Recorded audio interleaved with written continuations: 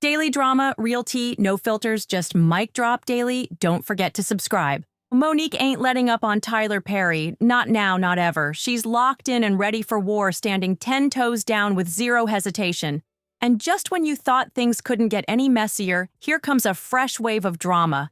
And Monique's right in the center of the storm. So here's the tea. Tyler Perry just got slapped with a serious lawsuit over some wild claims that he essayed one of his actors. And guess who was allegedly gearing up to defend him publicly? Taraji P. Henson. Yep, word is she was planning to vouch for Tyler, trying to paint him as some stand-up guy who'd never do something like that. But Monique, she ain't having none of that. She's reportedly about to go full throttle on Taraji. No breaks, no mercy. And according to some folks in the industry, this beef isn't just about the lawsuit. The streets are whispering that Tyler actually helped Taraji snatch roles that were supposed to go to Monique. You heard that right. Roles that could have made Monique millions. Now, Monique's rage is boiling over, and it looks like she's ready to detonate. She's been calling Tyler out for years, and let's not forget, he admitted to blackballing her.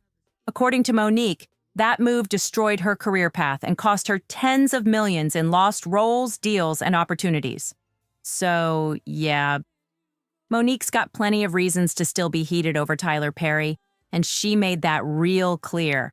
She's said herself that Tyler never once apologized for what he did to her, even after admitting he blackballed her.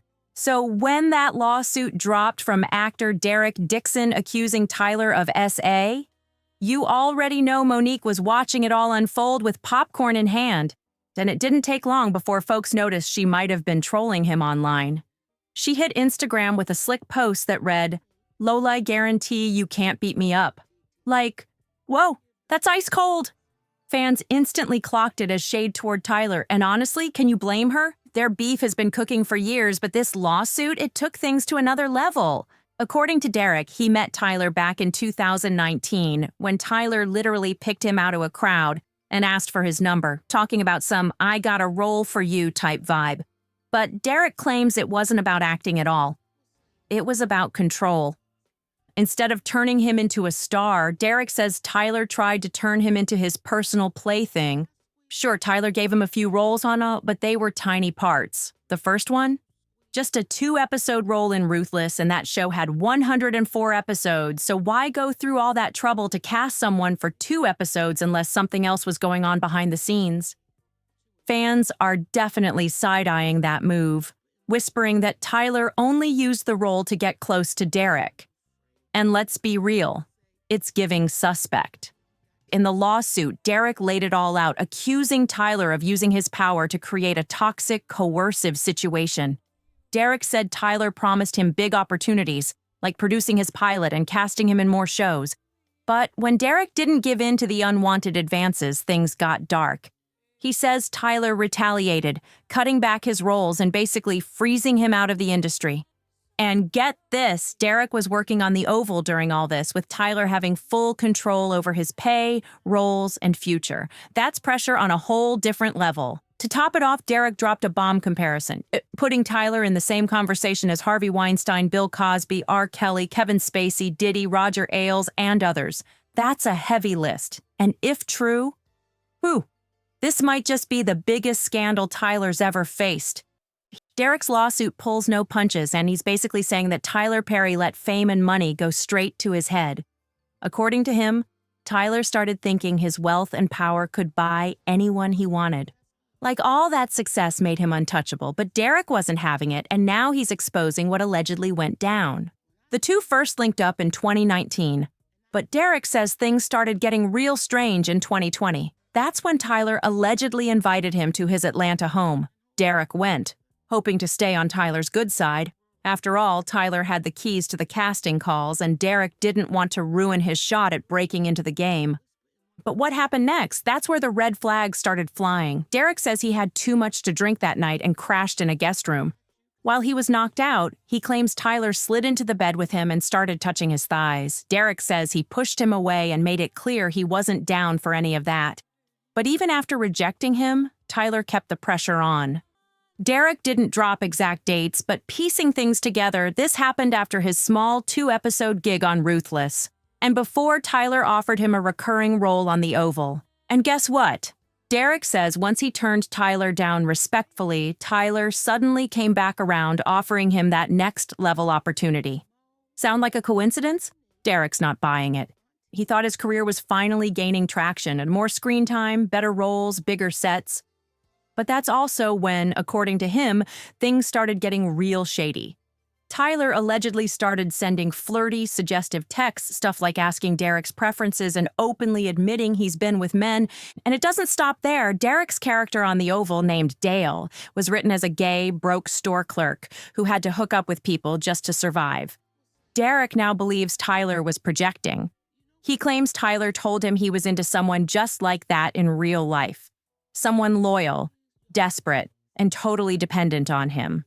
That's the kind of dynamic Tyler was allegedly trying to recreate off-screen, not just in scripts. If these claims are even halfway true, then this ain't just a scandal. It's a whole new side of Tyler the world hasn't seen before.